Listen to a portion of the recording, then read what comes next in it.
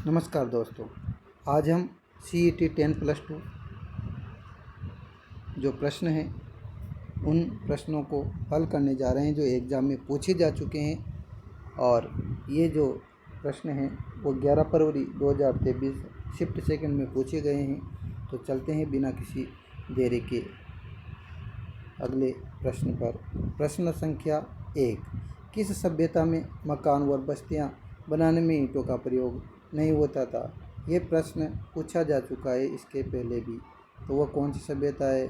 बेराठ सभ्यता। उसके पश्चात देखो आप गणेश्वर सभ्यता की यदि बात करें तो गणेश्वर सभ्यता में जो है गणेश्वर सभ्यता की यदि अपन बात करें तो गणेश्वर जो सभ्यता है उसमें जो है ईंटों का प्रयोग नहीं होता था।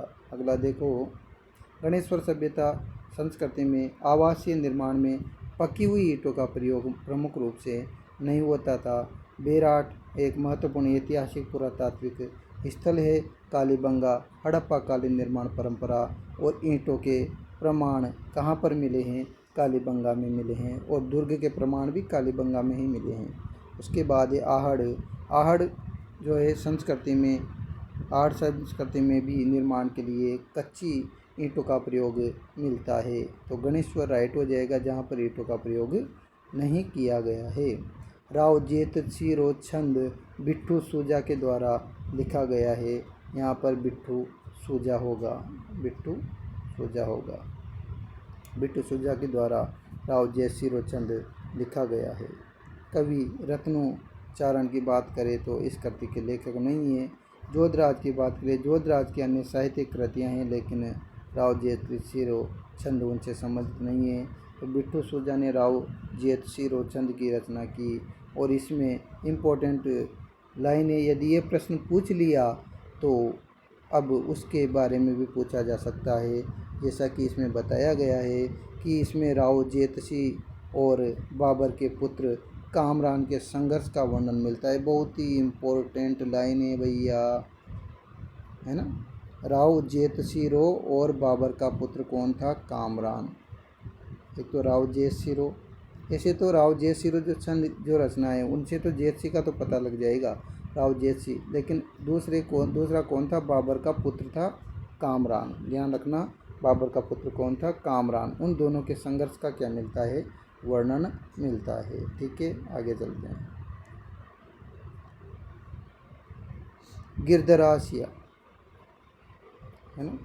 गिरधरासिया इस रचना के लेखक नहीं है। बिट्ठू सूजा हो जाएगा। प्रश्न नंबर 3, किसको पराजित करके प्रतिहारों ने भीनमाल के राज्य पर अधिकार प्राप्त कर लिया था? भीनमाल जो जालोर में है, तो चावड़ा वंश पर चावड़ाओं को पराजित किया। और प्रतिहार जो गुर्जर प्रतिहार थे उन्होंने भीनमाल के राज्य पर अधिकार कर लिया। किसको पराजित करके? चावड़ाओं को। गुहिलोत की बात करें तो भीनमाल पर प्रतिहार अधिकार की घटना गुहिलों से संबंधित नहीं है। भाटी राजवंश जैसलमेर में रहता था। और चौहान शक्ति का उत्कर्ष बाद में जो है शाकंभरी अजमेर आदि क्षेत्रों में हुआ। इनको सपाद लक्ष भी कहा जाता है। तो सपाद लक्ष के चौहान भी कहा जाता है शाकंभरी अजमेर के चौहानों को। चावड़ा वंश, तो प्रतिहारों ने चावड़ाओं को पराजित किया और भीनमाल पर अधिकार कर लिया है। नागभट्ट प्रथम का भीनमाल से विशेष संबंध था। इम्पोर्टेंट फैक्ट है, जैसा कि पहले प्रश्न भी पूछा जा चुका है नागभट्ट से, है ना। तो नागभट्ट जो प्रथम था वो भीनमाल से विशेष संबंध रखता था। आगे देखो, तो उत्तर हो जाएगा चावड़ाओं को पराजित किया है और भीनमाल पर अधिकार कर लिया। हाड़ौती सेवा संघ की स्थापना किसने की? तो आ जाएगा पंडित न्यूनराम शर्मा ने हाड़ौती सेवा संघ की स्थापना की। तो हाड़ौती सेवा संघ के संस्थापक भूप सिंह तो नहीं थे। भोगीलाल पांड्या ने वागड़ क्षेत्र में जनजातीय और सामाजिक आंदोलन में भाग लिया था और इन्होंने समाज सुधार के कार्य किए थे जनजातियों में और सामाजिक आंदोलनों में। माणिक्यलाल वर्मा ने मेवाड़ प्रजामंडल की और आदिवासी सुधार आंदोलनों के प्रमुख नेता कौन थे? माणिक्यलाल वर्मा मेवाड़ प्रजामंडल और आदिवासी सुधार आंदोलनों के प्रमुख नेता थे। उसके बाद देखो न्यून राम शर्मा, तो न्यून राम शर्मा जो है हाड़ौती सेवा संघ के संस्थापक थे। निम्नलिखित में से किस संस्कृति को बनास संस्कृति भी कहा जाता है? तो उत्तर हो जाएगा अपना आहड़ संस्कृति। तो आहड़ जो संस्कृति है उसको बनास संस्कृति भी कहा जा सकता है। रेड सभ्यता टोंक में है, तो ठीक है, बेराठ जयपुर में है और आहड़ सभ्यता उदयपुर कह सकते हैं। बनास नदी और उसकी सहायक नदियों के क्षेत्र में होने के कारण इसको आहड़ बनास संस्कृति या बनास संस्कृति भी कहा जाता है। और दृश्यद्वती संस्कृति तो है नहीं, नाम प्रचलित ही नहीं है, तो उत्तर हो जाएगा आहड़ संस्कृति। किस आयोग की सिफारिश पर माउंट आबू और अजमेर मेरवाड़ा का विलय राजस्थान में किया गया? राज्य पुनर्गठन आयोग सन 1953। ठीक है, अध्यक्षता फजल अली। राज्य पुनर्गठन आयोग 1953। राजस्थान संयुक्त आयोग, ऐसा आयोग इस प्रश्न के संदर्भ में नहीं है। वल्लभ भाई पटेल की बात करें तो सरदार वल्लभ भाई पटेल का एकीकरण में महत्वपूर्ण योगदान था। ठीक है, वीपी मेनन की बात करें तो वीपी मेनन रियासतों के एकीकरण में महत्वपूर्ण अधिकारी थे। वीपी मेनन तो कौन थे? अधिकारी थे। और महत्वपूर्ण योगदान किसका था? वल्लभ भाई पटेल का। राजस्थान पुनर्गठन आयोग की बात करें तो इसकी सिफारिशों के आधार पर ही अजमेर मेरवाड़ा और माउंट आबू के राजस्थान में विलय की प्रक्रिया पूरी हुई थी। जैसा कि लास्ट में अंतिम चरण सन 1956 में हुआ, तो अजमेर मेरवाड़ा और माउंट आबू सिरोही है ना, आबू क्षेत्र जो सिरोही में है, सिरोही प्रजामंडल तो पहले ही मिल चुका था, लेकिन आबू का जो क्षेत्र था वो राजस्थान में बाद में मिला था। तो अजमेर मेरवाड़ा और आबू क्षेत्र दोनों को राजस्थान पुनर्गठन आयोग की द्वारा ही विलय करवाया गया था। उत्तर हो जाएगा राजस्थान पुनर्गठन आयोग। गागरोन का युद्ध किसके मध्य लड़ा गया था? तो गागरोन का युद्ध जो है एक तो महमूद खिलजी सेकेंड था, महमूद खिलजी सेकेंड। ठीक है, महमूद खिलजी सेकेंड और महाराणा सांगा। महाराणा कौन था? महाराणा सांगा। तो महाराणा सांगा और महमूद खिलजी सेकेंड के मध्य जो है गागरोन का युद्ध लड़ा गया। तो उत्तर अगर बात करें तो महमूद खिलजी सेकेंड और ईडर का रायमल, यह गागरोन का युद्ध का संयोजन नहीं है। महमूद खिलजी सेकेंड और महाराणा सांगा के द्वारा गागरोन का युद्ध कब लड़ा गया था? सन 1519 में। ध्यान रखना, क्वेश्चन आ भी सकता है वापस। तो महमूद खिलजी सेकेंड और महाराणा सांगा, तो महाराणा सांगा और महमूद खिलजी सेकेंड के द्वारा 1519 में मालवा के सुल्तान महमूद खिलजी द्वितीय और मेवाड़ के महाराणा सांगा के बीच गागरोन का युद्ध हुआ, जिसमें महाराणा सांगा जीत गए थे और महमूद खिलजी को बंदी बना लिया गया था। ठीक है, उसके बाद बात करें मेदिनी राय। गागरोन क्षेत्र के राजनीतिक परिस्थिति में महत्वपूर्ण थे मेदिनी राय, लेकिन युद्ध का प्रमुख प्रतिपक्षी कौन थे? महाराणा सांगा। तो उत्तर हो जाएगा गागरोन का युद्ध महमूद खिलजी और महाराणा सांगा के बीच सन 1519 में हुआ। परीक्षा के लिए विशेष रूप से ये चीज़ें याद रखिए। आहड़ सभ्यता बनास में गणेश्वर सभ्यता को ताम्र संस्कृति सभ्यता के नाम से जाना जाता है। ठीक है, आहड़ को बनास में गणेश्वर ताम्र संस्कृति, कालीबंगा में 5 स्तर हैं। निहणसी, परगनारी विगत और दयालदास निहणसी, मोनोत निहणसी ने परगनारी विगत लिखी है। दयालदास राठौर ने बीकानेर विख्यात लिखी है। चेतावनी रचुंगटिया केसरी सिंह बारठ का है और राव जयसिंह चंद बिट्टू सुजा का है। ठीक है, और हाड़ौती सेवा संघ न्यून राम शर्मा ने स्थापना की है। अब CET 10+2 2024 में राजस्थान इतिहास से संबंधित जो प्रश्न पूछे गए वह है 22/10/2024 को शिफ्ट प्रश्न में इस प्रकार के प्रश्न आए थे। पहला प्रश्न है जैसलमेर का प्राचीन नाम क्या था? तो मांड प्रदेश या वल्ल प्रदेश जैसलमेर को माना जाता है। प्राचीन नाम मांड माना जाता है, वल्ल कह सकते हैं। हाड़ौती क्षेत्र में कोटा, बारा, बूंदी, झालावाड़ क्षेत्र आते हैं और शेखावाटी, सिक्कर, चूरू, झुंझुनू क्षेत्र आते हैं। वागड़ में डूंगरपुर, बांसवाड़ा का क्षेत्र स्थान रखता है। तो मांड जैसलमेर। किस सभ्यता के लोग मृतकों को आभूषणों के साथ दफनाते थे? तो वह कौन सी सभ्यता थी? आहड़ यानी हड्डियाँ। ऐसे ध्यान रख लेना आप, आहड़, हड़ यानी क्या होती है, हड़ यानी हो गई हड्डियाँ, हड़ यानी क्या होगी, हड़ यानी हो गई हड्डियाँ, है ना। आहड़, आहड़ यानी कि हड्डियाँ, आहड़, ठीक है।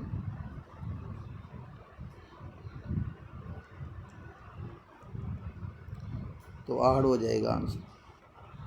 कालीबंगा, कालीबंगा की अगर बात करें तो कालीबंगा जो सभ्यता थी वो आहड़ सब कालीबंगा हड़प्पाकालीन संस्कृति का महत्वपूर्ण स्थल था, ठीक है। आहड़ की बात करें तो मृतकों के साथ, आहड़ संस्कृति में मरे हुए इंसानों के या औरतों के साथ या जो भी मर जाता था तो मृतकों के साथ आभूषण और अन्य वस्तुएं दफनाने के क्या मिलते हैं, प्रमाण मिलते हैं। बागौर सभ्यता भीलवाड़ा में है जो पाषाणकालीन थी। तो यहाँ पर भी ध्यान रखिएगा, पाषाणकालीन सभ्यता किसको कहा जाता है, पाषाणकालीन सभ्यता जो है किसको कहा जाता है, बागौर सभ्यता। बागौर सभ्यता भीलवाड़ा को पाषाणकालीन सभ्यता कहा जाता है।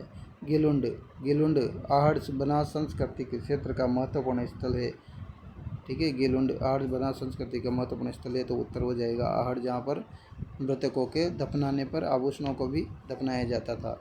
कपूरचंद कुलिस किस समाचार पत्र के संस्थापक थे, तो उत्तर हो जाएगा राजस्थान पत्रिका। तो राजस्थान पत्रिका के संस्थापक कौन थे, कपूरचंद कुलिस, देखो, ठीक है। अब यहाँ पंजाब केसरी जो समाचार पत्र निकलता था, तो पंजाब केसरी समूह का संबंध जालंधर पंजाब से है। राजस्थान केसरी की बात करें तो राजस्थान केसरी कपूरचंद कुलिस का प्रमुख समाचार पत्र नहीं था। राजस्थान पत्रिका की बात करें तो राजस्थान पत्रिका कपूरचंद कुलिस ने राजस्थान पत्रिका की स्थापना की और इसे राजस्थान का प्रमुख हिंदी दैनिक बनाया। दैनिक जागरण अलग मीडिया समूह का समाचार पत्र है, उत्तर हो जाएगा राजस्थान पत्रिका।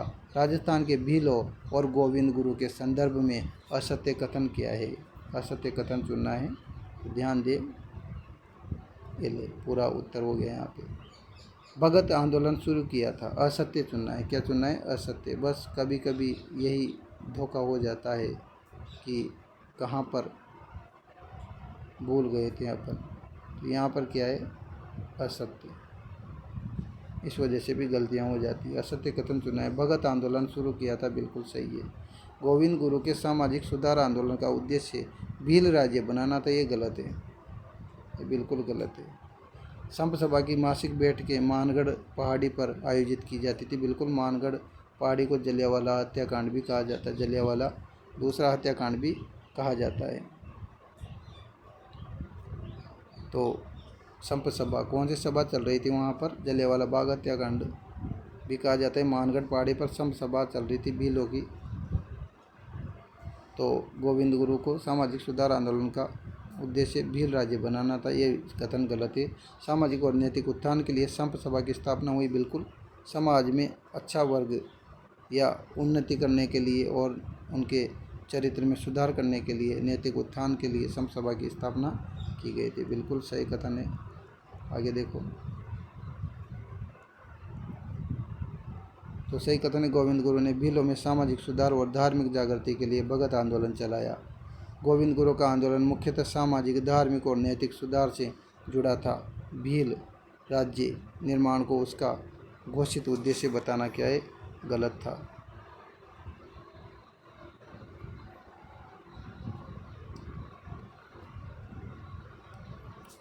मानगढ़ क्षेत्र गोविंद गुरु और संप सभा की गतिविधियों का प्रमुख केंद्र था। संप सभा का उद्देश्य भील समाज में सामाजिक और नैतिक सुधार और संगठन की भावना पैदा करना था। तो उत्तर नंबर क्या हो जाएगा, बी हो जाएगा। असत्य कथन क्या हो जाएगा, बी। गोविंद गुरु का आंदोलन मुख्य सामाजिक, धार्मिक और नैतिक सुधार से जुड़ा था। भील राज्य निर्माण को उसका घोषित उद्देश्य बताना क्या था, गलत था। आगे देखो, 22 अक्टूबर 2024 को शिफ्ट सेकंड में जो भारत के इतिहास राजस्थान के इतिहास से जो प्रश्न बने हुए हैं। वर्तमान राजस्थान राज्य के गठन के प्रथम चरण में मत्स्य संघ का मंत्रिमंडल किसके नेतृत्व में किया गया, शोभाराम कुमावत है, उत्तर क्या हो जाएगा, शोभाराम कुमावत, शोभाराम कुमावत आंसर हो जाएगा। पीरो सिंह मत्स्य संघ के ये भी नहीं थे, मांगे राम भी नहीं थे, शोभाराम कुमावत के नेतृत्व में मत्स्य संघ का मंत्रिमंडल गठित हुआ था, ठीक है। अलवर जो है मत्स्य संघ का हिस्सा था, जिसे पहले मार कहा जाता था, जिसे पहले मरु कहा जाता था, फिर मरवाड़ा, और फिर अच्छा मरु नहीं है, ये मार ही है। जिसे पहले मार कहा जाता था, फिर मरवाड़ा कहा जाता था और बाद में मारवाड़ कहा जाने लगा। वो कौन सा क्षेत्र है? जोधपुर। वर्तमान जोधपुर क्षेत्र मारवाड़ के नाम से संबंधित प्रश्न है। मार या मरवाड़ा से विकसित होकर मारवाड़ नाम प्रचलित हुआ। भरतपुर ब्रज क्षेत्र का प्रमुख राज्य है। धौलपुर पूर्वी राजस्थान का क्षेत्र है। जयपुर ऐतिहासिक नाम आम्बेर ढूंढाड़ है। यहाँ पर चिल्ला का टीला कहा जाता है जयगढ़ दुर्ग को।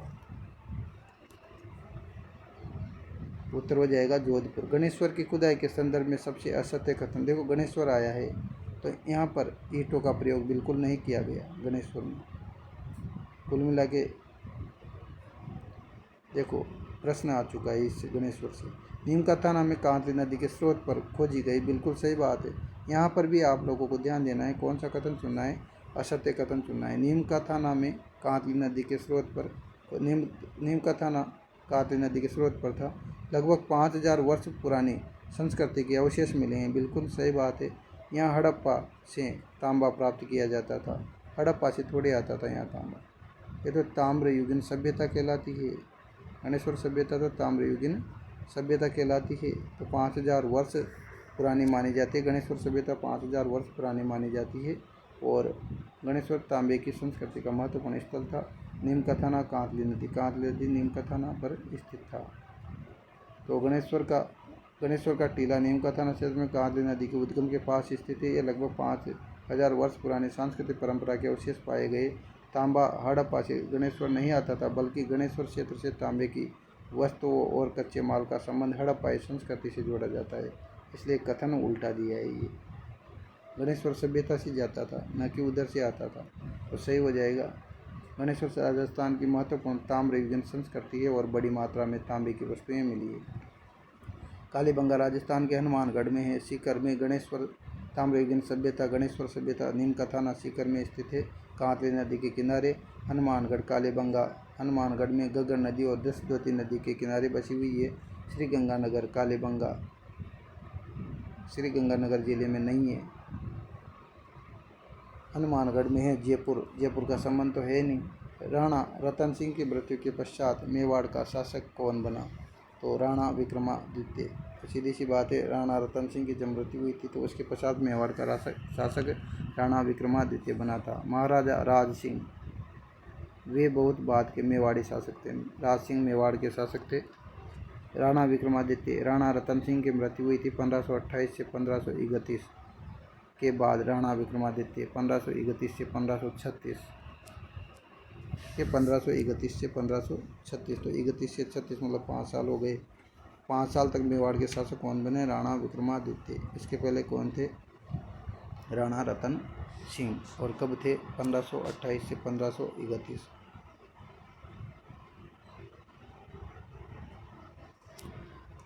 राणा अमर सिंह जो है महाराणा प्रताप के पुत्र और उत्तराधिकारी थे।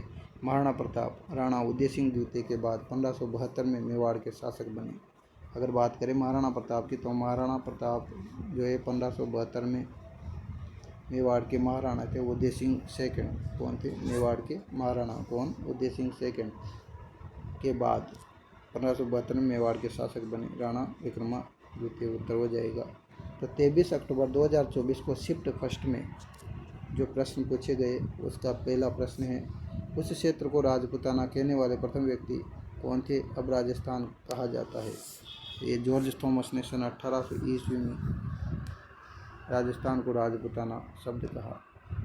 यह विकल्प कर्नल जेम्स टोड से भ्रमित करता है। जेम्स टोड ने राजस्थान के इतिहास पर महत्वपूर्ण क्या किया? लेखन कार्य किया, कर्नल जेम्स टोड ने। जॉर्ज अब्राहम का संबंध राजपूताना नामकरण से नहीं है। जॉर्ज थॉमस ने सन 1800 ईस्वी में जॉर्ज थॉमस ने वर्तमान राजस्थान के लिए राजपूताना शब्द का प्रयोग किया। जॉर्ज अलेक्जेंडर, इस नाम का संबंध तथ्य से कोई मतलब नहीं है, तो जॉर्ज थॉमस आंसर आ जाएगा। भारत की स्वतंत्रता के बाद राजपूताना यानी वर्तमान राजस्थान की कितनी रियासत भारतीय संघ में शामिल हो गई थी? कितनी रियासतें थी जो भारतीय संघ में शामिल हो गई थी? तो 19 रियासतें और 3 ठिकाने थे। ठीक है, तो स्वतंत्रता के समय राजपूताना क्षेत्र में 19 देशी रियासतें थी। बाद में इनका एकीकरण हुआ। गणेश्वर सभ्यता के अवशेष राजस्थान में किस स्थान पर पाए गए? नीमकाथाना, कांतली नदी, ठीक है, सिक्कर, हनुमानगढ़ में कालीबंगाई, भीलवाड़ा में बागौर सभ्यता, नीमकाथाना में गणेश्वर टीला। नीमकाथाना कांतली नदी के उद्गम पर स्थित है। उसके बाद उदयपुर में आहड़ स्थित है। रणथंभौर के चौहान वंश के संस्थापक कौन थे? गोविंदराज। बहुत ही इंपॉर्टेंट क्वेश्चन है। रणथंभौर का जो वंश था, रणथंभौर में जब चौहान वंश का जो शासन था तो उसके संस्थापक कौन थे? चौहान वंश को संस्थापित करने वाले संस्थापक कौन थे? तो चौहान वंश के संस्थापक थे गोविंदराज। वीर नारायण ने तो जालौर के किले का निर्माण करवाया था। वीर नारायण परमार ने। गोविंदराज को रणथंभौर के चौहान वंश का संस्थापक माना जाता है। गोविंदराज को रणथंभौर के चौहान वंश का संस्थापक माना जाता है। हमीर देव इस वंश के सबसे प्रसिद्ध शासकों में थे, संस्थापक नहीं थे। प्रसिद्ध शासक में हमीर देव चौहान थे। पृथ्वीराज थड़ या पृथ्वीराज चौहान अजमेर दिल्ली के प्रसिद्ध चौहान शासक थे। अजमेर और दिल्ली के प्रसिद्ध चौहान शासक थे पृथ्वीराज चौहान। उत्तर हो जाएगा गोविंदराज। राजस्थान संघ वर्तमान राजस्थान का दूसरा चरण किस तिथि को गठित हुआ? तो दूसरा चरण हुआ था 18-25-18, ठीक है। तो आंसर हो जाएगा 25 मार्च 1948 को। 25 मार्च 1948।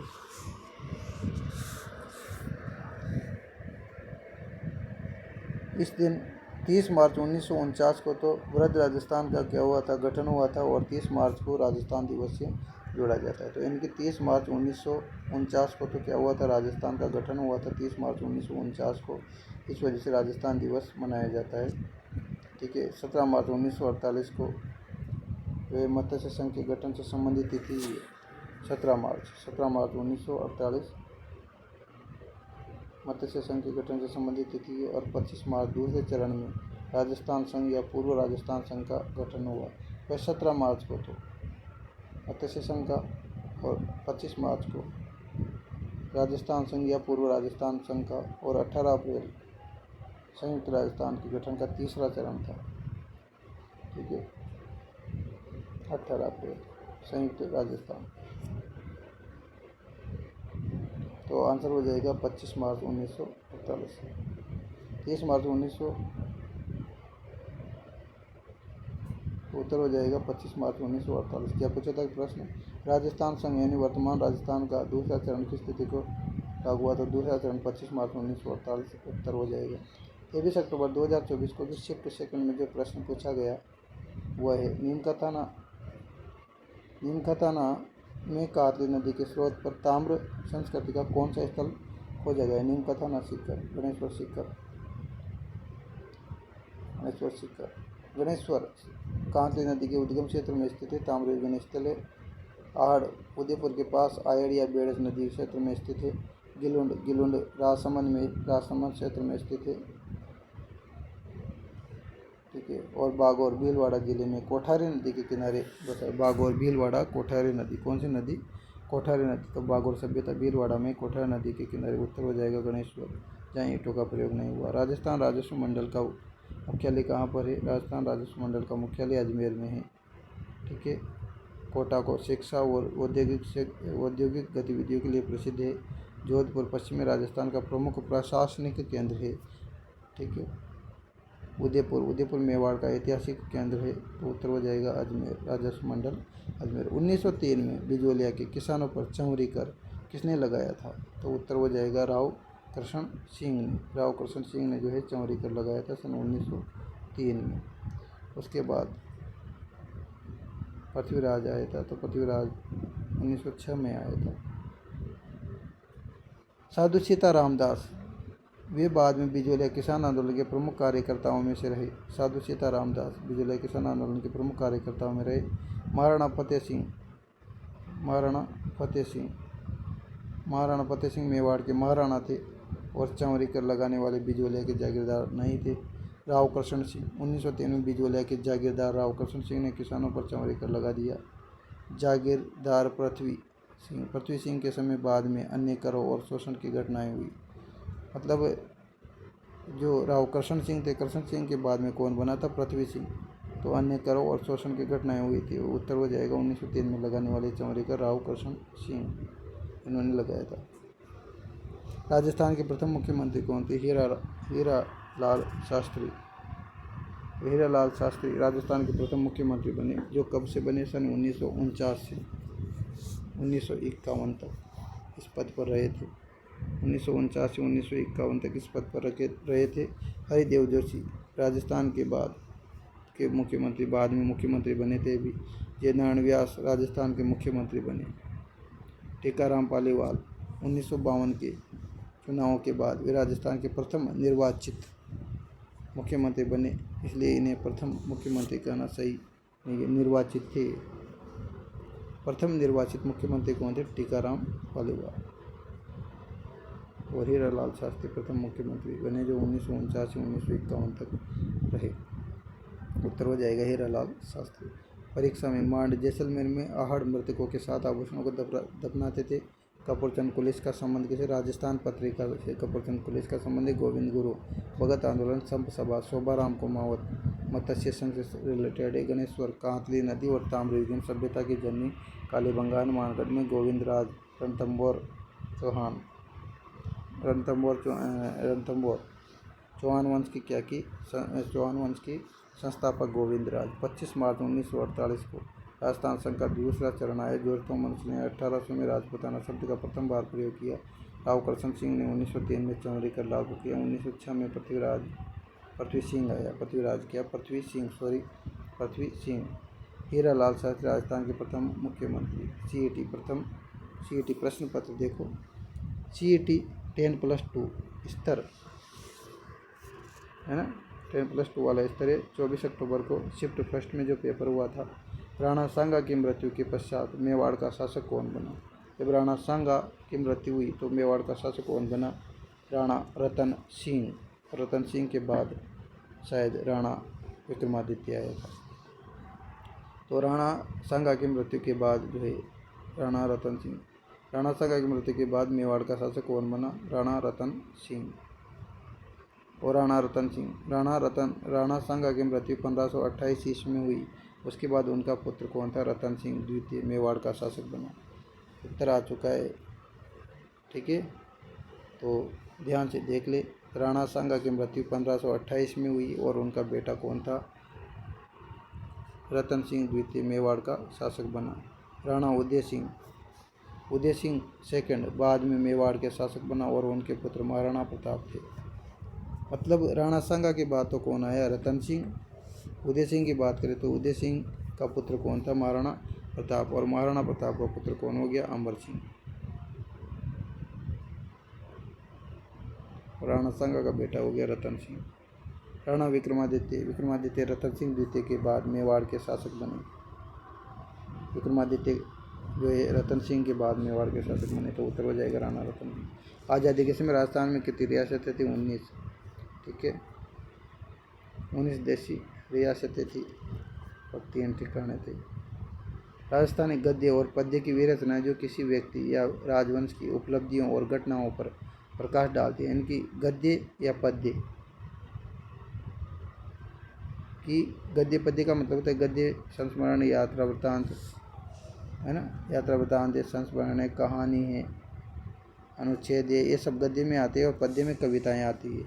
तो इन दोनों का जो मिश्रित रूप है और ऐसी रचनाएं जो किसी व्यक्ति या राजवंश की उपलब्धियों के बारे में बताती है, घटनाओं पर प्रकाश डालती है, वो क्या कहलाती है? वो वचनिका कहलाती है। क्या कहलाती है? वो वचनिका। जो गद्य और पद्य रचनाएं होती है और किसी राजवंश की उपलब्धि घटनाओं पर प्रकाश डालती है, वचनिका कहलाती है। उसके बाद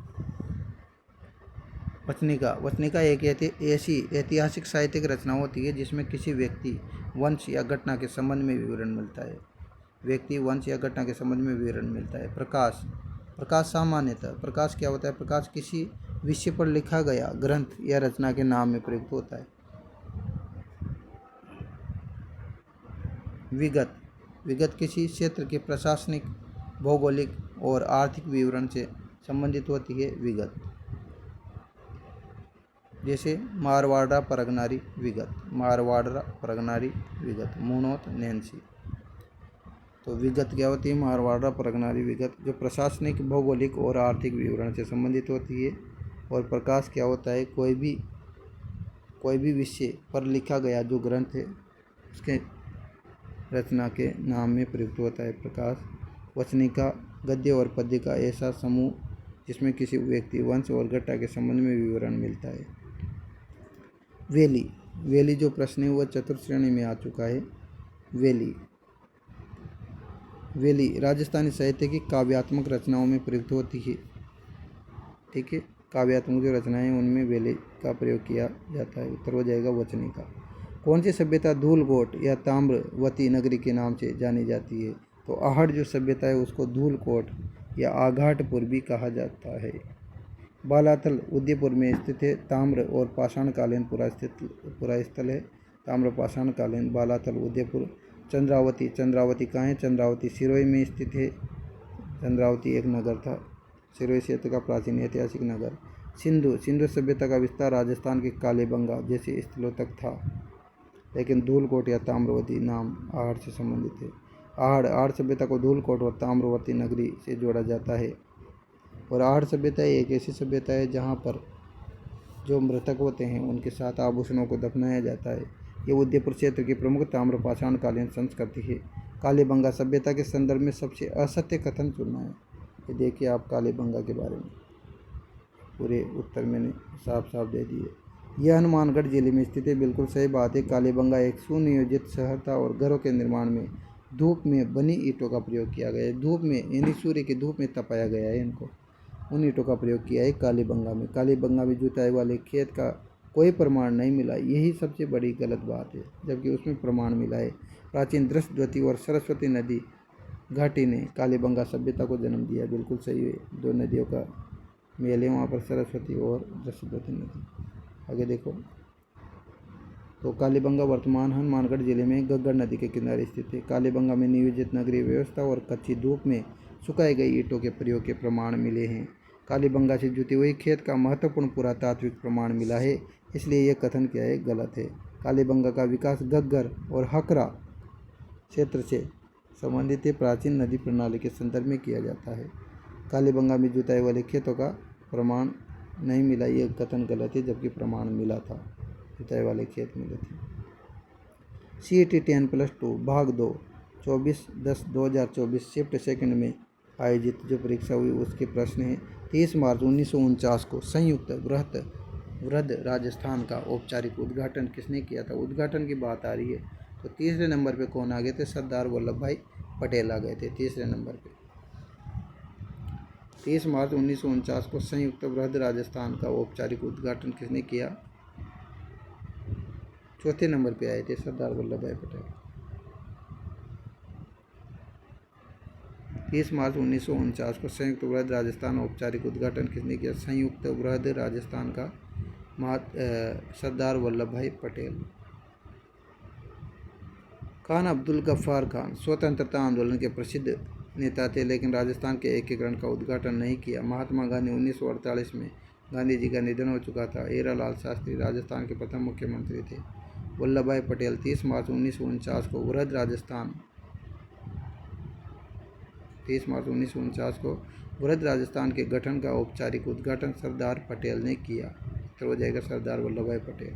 रणथंभौर के चौहान वंश के संस्थापक कौन थे? गोविंदराज। एक प्रश्न पहले भी आ चुका है। विग्रहराज। चौहान वंश के अनेक शासकों में विग्रहराज का नाम मिलता है, लेकिन रणथंभौर शाखा के संस्थापक नहीं है। दुर्लभराज प्रारंभिक चौहान शासकों में से थे। विजयराज रणथंभौर शाखा के संस्थापक नहीं है। गोविंदराज को रणथंभौर के चौहान वंश का संस्थापक माना जाता है। उत्तर हो जाएगा गोविंदराज। नागर ब्राह्मणों से राजपूतों की उत्पत्ति का सिद्धांत किसने प्रतिपादित किया? तो doctor D.R. Bhandarkar. Doctor D.R. Bhandarkar ने जो है, ये सब विदेशी थे, तो नागर ब्राह्मण की बात आ रही तो भंडारकर मान सकते हैं अपन क्या थे? ब्राह्मण थे। Doctor D.R. भंडारकर ने नागर ब्राह्मणों से राजपूतों की उत्पत्ति किससे मानी? राजपूतों की उत्पत्ति नागर ब्राह्मणों से मानी डॉक्टर D.R. भंडारकर ने। D.R. भंडारकर जो है प्रसिद्ध इतिहासकार हैं और इन्होंने राजपूतों की उत्पत्ति से संबंधित विभिन्न सिद्धांत दिए और नागर ब्राह्मणों से संबंधित मत प्रस्तुत किया। विंसेंट स्मिथ, वे भारतीय इतिहास पर महत्वपूर्ण लेखन करने वाले ब्रिटिश इतिहासकार थे। विंसेंट स्मिथ, जो विंसेंट स्मिथ है वो ब्रिटिश इतिहासकार थे जो विशेष रूप से इस सिद्धांत के प्रतिपादक नहीं है। गौरीशंकर हीराचंद ओझा, राजस्थान के इतिहास के विद्वानों में इनका महत्वपूर्ण योगदान है। कर्नल जेम्स टोड, राजस्थान के इतिहास और राजपूतों पर महत्वपूर्ण लेखन कार्य किसने किया? कर्नल जेम्स टोड ने। तो उत्तर हो जाएगा डॉक्टर D.R. भंडारकर। ठीक है। नागर ब्राह्मणों से राजपूतों की उत्पत्ति किससे मानी? नागर ब्राह्मणों से किसने? Doctor D.R. भंडारकर ने। आगे देखिए, बागौर सभ्यता भीलवाड़ा में पुरातत्व ताम्र पाषाणकालीन स्थल है, बिल्कुल सही कथन है। इसकी खोज V.N. मिश्रा ने की थी, बिल्कुल सही बात है। बागौर सभ्यता की जो खोज है वो किसने की थी? V.N. मिश्रा ने की थी। दोनों कथन क्या है? सत्य है। इस प्रकार के प्रश्न आते हैं और वैसे भी अभी नए ट्रेंडिंग के रूप में तो कथन और कारण संबंधी इस नीचे वाले प्रश्न पे कारण आ जाता है। तो ऊपर वाले प्रश्न का एक कारण जो है ये सही है या नहीं है। तो इस प्रकार के 4 ऑप्शन वाले प्रश्न आते हैं। तो मेरे द्वारा वीडियो बनाए गए हैं, आप उनमें जाके देख सकते हैं किस प्रकार के प्रश्न अभी नए तरीके से चल रहे हैं। बागौर सभ्यता राजस्थान का पुरातत्व ताम्र पाषाणकालीन स्थल है। इसकी खोज V.N. मिश्रा ने की। किसने की? V.N. मिश्रा ने की। और इसका हड़प्पा सभ्यता से संपर्क गृह निर्माण से प्रमाणित होता है। गृह निर्माण से हड़प्पा से सभ्यता से संपर्क प्रमाणित होता है। दोनों कथन क्या है? सत्य है। ठीक है।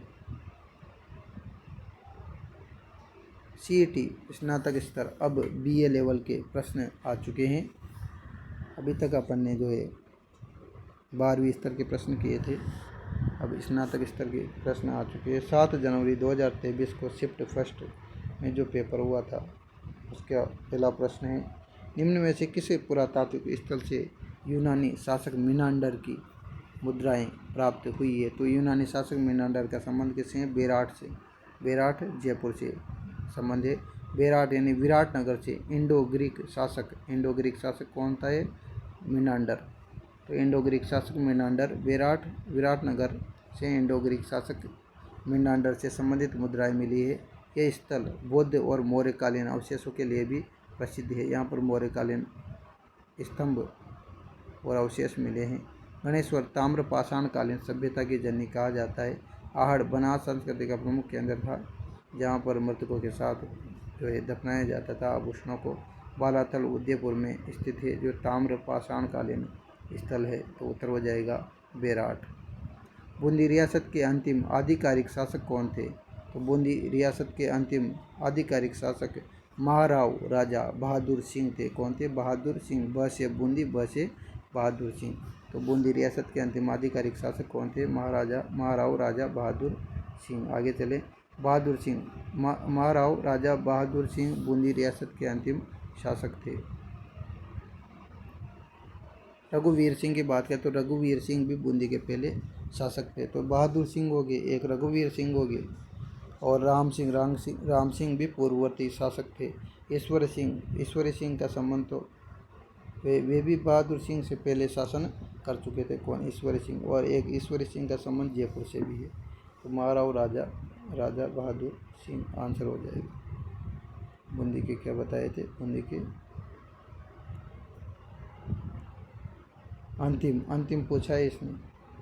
बूंदी रियासत का अंतिम जो आधिकारिक शासक था वो महाराव राजा बहादुर सिंह थे। अंतिम महाराव राजा बहादुर सिंह थे। निम्नलिखित में से कौन सा युद्ध वर्ष सही सुमेलित नहीं है? खातौली का युद्ध कब हुआ? 1517 में, बिल्कुल सही बात है। खानवा का युद्ध को कब हुआ? 1527 में, बिल्कुल सही बात है ना। गागरोन का युद्ध कब हुआ? 1519 में, है ना। ठीक है। तो खातौली का युद्ध कब हुआ? 1517 में। और खानवा का युद्ध कब हुआ? 1527 में। हरमाड़ा का युद्ध कब हुआ? हरमाड़ा का 1557 में। तो तीनों एक तो 17 है, एक 27, एक 57। हरमाड़ा ध्यान रखना है आपको। हरमाड़ा का युद्ध हुआ था 1557 में, कातोली का हुआ था 1517 में, खानवा का हुआ था 1527 में, हरमाड़ा का युद्ध हुआ था 1557 में। कातोली का युद्ध देखो विस्तृत रूप से 1517 सही है। महाराणा सांगा और इब्राहिम लोदी के बीच में कातोली का युद्ध लड़ा था। ठीक है, कैसे ध्यान रखोगे? अगर आपको इसको ध्यान रखना है तो कैसे ध्यान रखोगे? इसको ध्यान रखने के लिए मैं फॉर्मूला बता देता हूँ। कातोली का युद्ध कब हुआ? 1517 में। ठीक है, 1517 में युद्ध हुआ था। आप इसको ध्यान रखोगे यस आई से। यस से हो गया महाराणा सांगा और आई से हो गया इब्राहिम लोदी। तो यस आई से ध्यान रखना। कातोली का युद्ध कब हुआ था? 1570 में। यस आई यानी कि महाराणा सांगा और इब्राहिम लोदी। ठीक है, उसके बाद चलो खानवा का युद्ध 1527 में हुआ। ये भी किसके बीच में हुआ? महाराणा सांगा के बीच में हुआ। ये भी महाराणा सांगा और बाबर किसके बीच में? झंडू बाम, महाराणा सांगा और बाबर। सांबा, कैसे ध्यान रखोगे? सांबा। खानवा का युद्ध किस किस के बीच में हुआ? सा से सांगा और बा से बाबर। तो सांबा यानी खानवा का युद्ध हुआ था बाबर और महाराणा सांगा के बीच में। और कातोली का यस आई यानी कि महाराणा सांगा और इब्राहिम लोदी के बीच में। आगे देखो, उसके पश्चात है हरमाड़ा का युद्ध भी 1557 में हुआ था।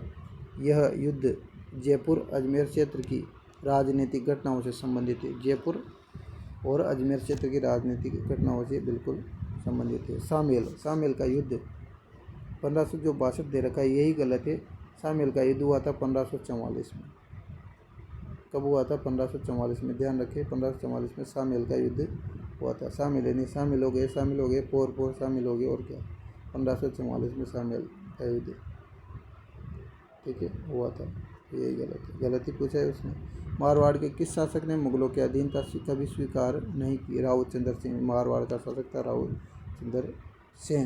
राव चंद्र सेन ने अकबर की अधीनता स्वीकार नहीं की और मुगलों के विरुद्ध संघर्ष जारी रखा। उन्हें मारवाड़ का प्रताप कहा जाता है इनको, और मारवाड़ के अग्रगामी भी कहा जाता है। तो मारवाड़ के स्वतंत्रता संघर्ष के प्रमुख शासक के रूप में याद किया जाता है अजय सिंह। बाद के समय में अजय सिंह ने मारवाड़ की सत्ता प्राप्त कर ली थी। उदय सिंह ने मुगल सत्ता के साथ संबंध स्थापित कर लिए थे। मोटा राजा उदय सिंह ने मुगल सत्ता के साथ संबंध स्थापित कर लिए थे। राव अमर सिंह, वे इस प्रश्न में अमर सिंह जो थे उनकी बात अगर करें तो अमर सिंह मुगल विरोधी स्वतंत्र शासक नहीं थे। उत्तर नंबर ए राव चंद्र सेन। स्नातक स्तर 7 जनवरी 2023 में शिफ्ट सेकंड में जो प्रश्न आए उनका प्रश्न है इजलास खास का गठन किसने किया? कौन सा इजलास खास? आप वीडियो को आराम से, मैं वैसे भी आपका समय व्यतीत नहीं कर रहा ताकि आपको बस कंटेंट मिल सके, और मैं इधर उधर की बात नहीं कर रहा और आपको कंटेंट मिल सके और बिल्कुल सटीक तैयारी कर सके। इसलिए कभी कभी मेरी स्पीड भी तेज़ हो जाती है ताकि वीडियो जो है छोटा बन सके, और आप आपकी सुविधा के अनुसार इसको जो है कम ज़्यादा कर सकते हो, ठीक है, और याद रखने के हिसाब से पॉज करके इसको जो है रख सकते हो और समझ सकते हो। इजलास खास का गठन किसने किया था? तो उत्तर हो जाएगा महाराणा सज्जन सिंह ने। तो महाराणा सज्जन सिंह ने इजलास खास का गठन किया था। महाराणा सज्जन सिंह, तो ऐसे ध्यान रख लेना इसको। महाराणा सज्जन सिंह ने सज्जन इजलास खास व्यक्ति कौन था? तो सज्जन व्यक्ति होता है ना, वही क्या होता है? खास होता है। और वैसे भी इजलास में क्या आ रहा है? आ रहा है, इस वजह से सज्जन ही आ जाएगा। तो सज्जन सिंह क्या था? खास व्यक्ति था, मतलब इजलास खास। तो इजलास खास का गठन किसने किया? सज्जन सिंह ने किया। ये देखो बने सिंह अलवर राज्य से संबंधित शासक थे। अलवर के राजा कौन थे? बने सिंह।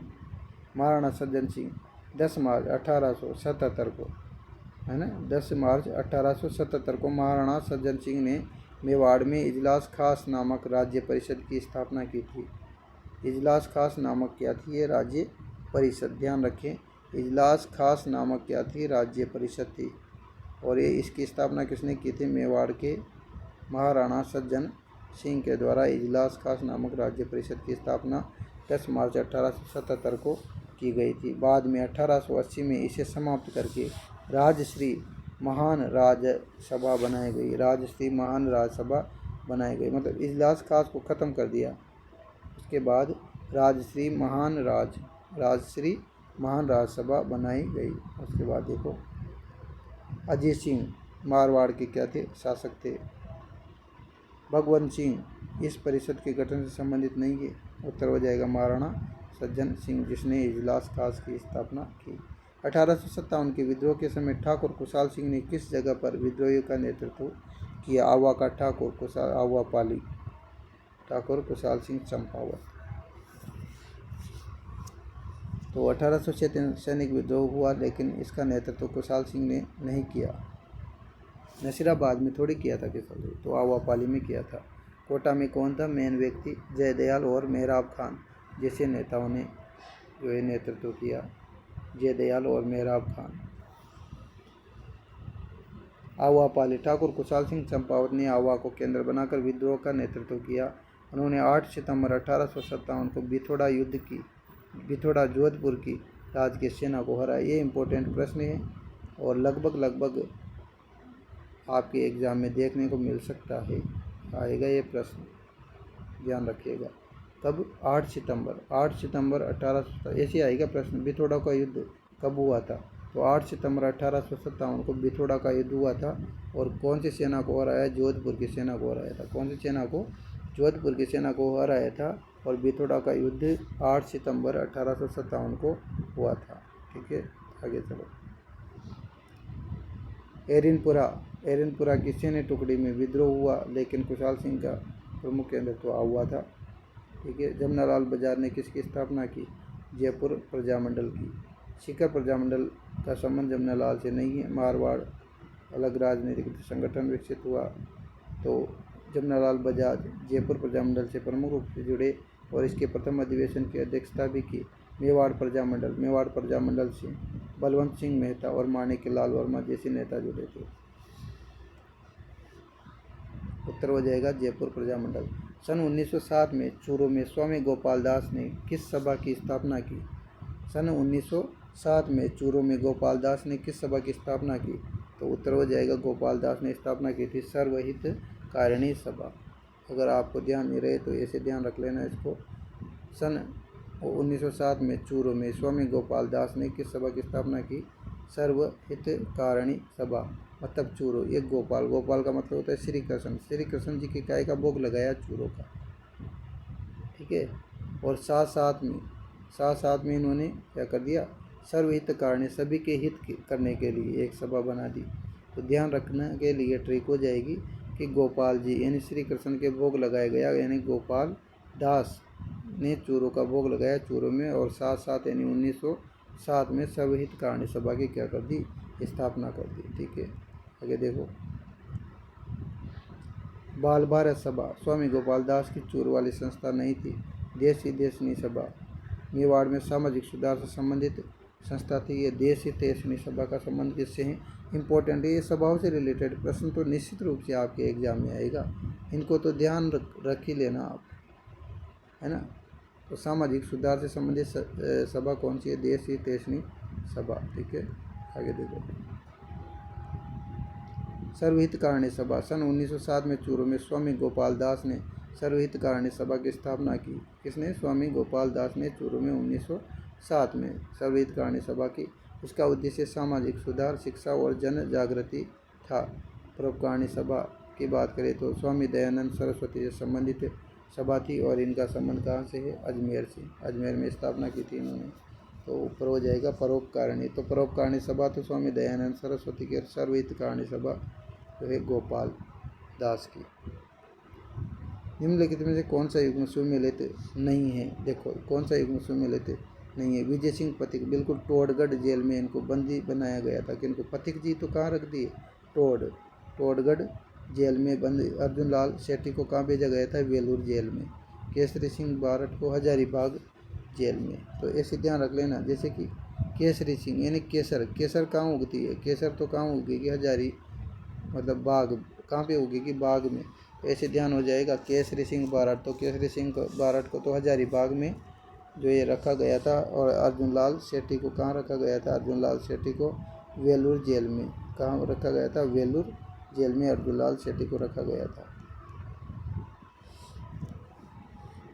ठीक है, और ऐसे भी ध्यान रह जाए तो ऐसे ध्यान रख लेना, अर्जुन लाल शेट्टी यानी कि अब अर्जुन लाल शेट्टी, या फिर अभी कहते हैं ना अपन लैंग्वेज में अभी, तो यानी कि अर्जुन लाल शेट्टी को अभी अर्जुन लाल शेट्टी से कहा अभी, यानी कि अर्जुन लाल शेट्टी को वेलूर जेल में रखा गया था।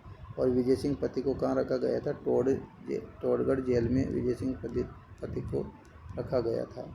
ठीक है, केसरी सिंह बारट हजारीबाग जेल में रखा गया था। विजय सिंह पति को टोडगढ़ जेल में पति को स्वतंत्रता आंदोलन की गतिविधियों के कारण टोडगढ़ जेल में नज़रबंद कर दिया गया था। अर्जुन लाल शेट्टी वेलूर जेल में रखा गया था। ठीक है, जोरावर सिंह को बरेली जेल में रखा गया था। ये कथन क्या है? गलत है। जोरावर सिंह बारट को अंग्रेज गिरफ्तार ही नहीं कर सके थे। ये लोग